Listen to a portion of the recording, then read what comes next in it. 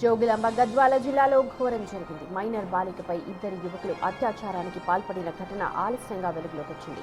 Bus కోసం వేచి చూస్తోన్న 15 ఏళ్ల బాలికకు లిఫ్ట్ ఇస్తామంటూ నమ్మించి ఇద్దరు యువకులు బైక్పై ఎక్కించుకున్నారు. గద్వాల ఔటర్ రింగ్ రోడ్డు వైపు వెళుతూ ఉండగా బాలిక కేకలు వేసినా వినకుండా నిర్మానుష్య ప్రదేశానికి తీసుకువెళ్లి అత్యాచారానికి ఉడిగొట్టారు.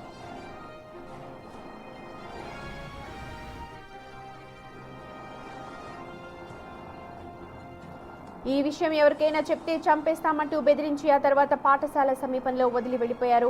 బాధితురాలు ధైర్యంగా తన తల్లిదండ్రులకు ఈ పూర్తి వివరాలు వెల్లడించడంతో ఈ దారుణం వెలుగు చూసింది.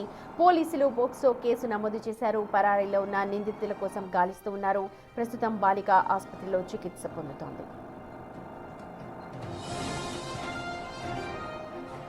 రైట్ శంకర్, నిజంగా చాలా దారుణమైన విషయం. బస్ కోసం వెయిట్ చేస్తున్న బాలికను ఇద్దరు కూడా లిఫ్ట్ అని చెప్పి తీసుకువెళ్లారు. ఆ ఇద్దరిని కనుగొనడానికి పోలీసులు ఎటువంటి చర్యలు చేపడుతూ ఉన్నారు? చేస్తుమతి జోగులాంబ గద్వాల జిల్లాలో దారుణం చోటు చేసుకుందనే చెప్పవచ్చు.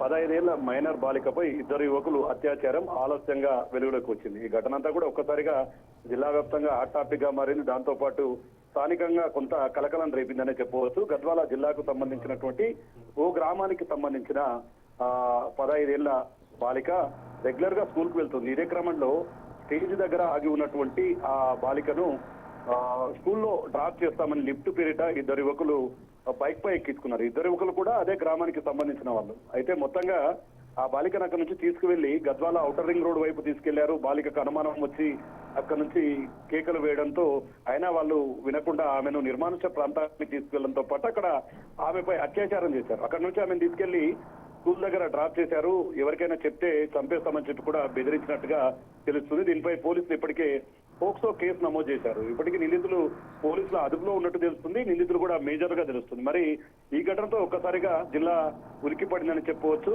ఎందుకంటే గత కొద్ది రోజులుగా చూస్తున్నాం, ఎటు చూసినా కూడా ఆడపిల్లల పైన దారుణమైనటువంటి సమస్యలు వస్తున్నాయి. వాటికి సంబంధించి వాళ్ళ మీద దాడులు జరుగుతున్నాయి. ఇలాంటి క్రమంలో ఈ ఘటన ఒక్కసారిగా మరొకసారి చర్చాంశనీయంగా మారబోతుంది. పోలీసులు పోక్సో కేసు నమోదు చేయడంతో పాటు పోలీసులు వారిని అదుపులోకి తీసుకున్నట్టు తెలుస్తుంది. కేసుకు సంబంధించి పూర్తి దర్యాప్తు అయితే వేగవంతం చేశారు. అసలు ఏం జరిగిందనే కోణంలో కూడా చేస్తున్నారు. ఇక బాలికకు సంబంధించి మెరుగైన వైద్య సేవలు కూడా అందిస్తూ ఆమెకు వెన్నంటిగా ఉన్నటువంటి పరిస్థితి అయితే అక్కడ కనిపిస్తుంది. Right Shankar, thank you.